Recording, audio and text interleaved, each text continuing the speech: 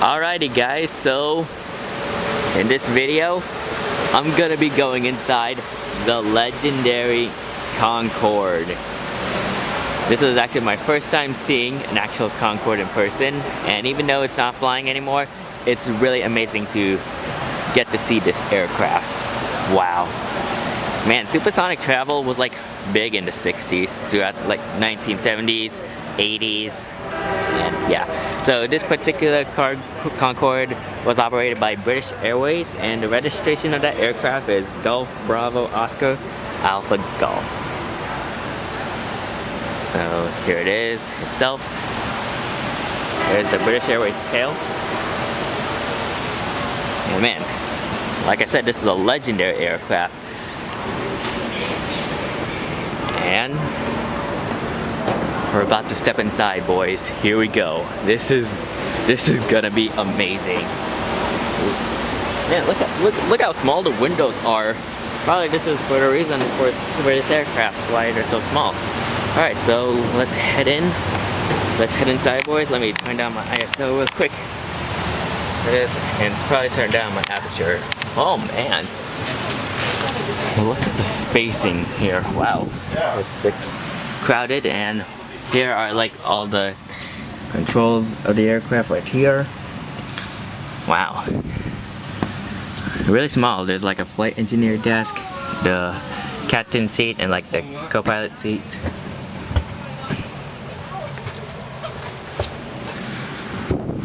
Well, man, you know, like when you board it's actually a small space. So now let me just like increase my ISO real quick. Alright, but man, look out! Like spacing in the aisle is very small. Like then, like ceiling is kind of like a bit small as well. They're made out of black. London, New York, 252. 252. So look at the overhead bins right there. Just kind of like strolling around inside. Here's the lavatory right there.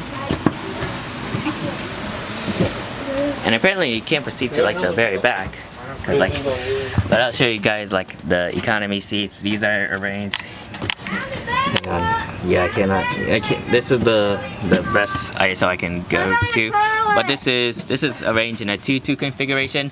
And look how small the windows are. Wow. Hang on, let me give you guys a better perspective on just how small these windows are. Yeah, look at that. Probably this house for like supersonic travel. And here is a very interesting fact of one Concorde by British Airways. A Concorde Golf Bravo Oscar Alpha Delta holds the time record for crossing the Atlantic Ocean for 2 hours, 52 minutes, and 59 seconds. Man, that is under 3 hours. You know how like yeah, that's how fast supersonic travel is. So currently right now, some more facts. Concorde flew faster than any. It says Concorde flew fast. Hang on. Okay, so my camera had to stop recording for some reason, but here's like a fast fact for you. So like I said, the Concorde flew faster than a speeding bullet at Mach 2 at 55,500 feet. Now that's fast. And here's another fast fact. One Concorde was used by scientists to chase a solar eclipse across the globe, from the Canary Islands to Chad on June 30th, 1973. Wow, that's interesting. And here's something cool.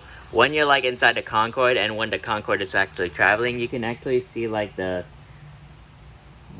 altitude. It reads the altitude on where you're traveling at, and reads in the Mach. So like I said, this is Mach 2 at 55,500 feet.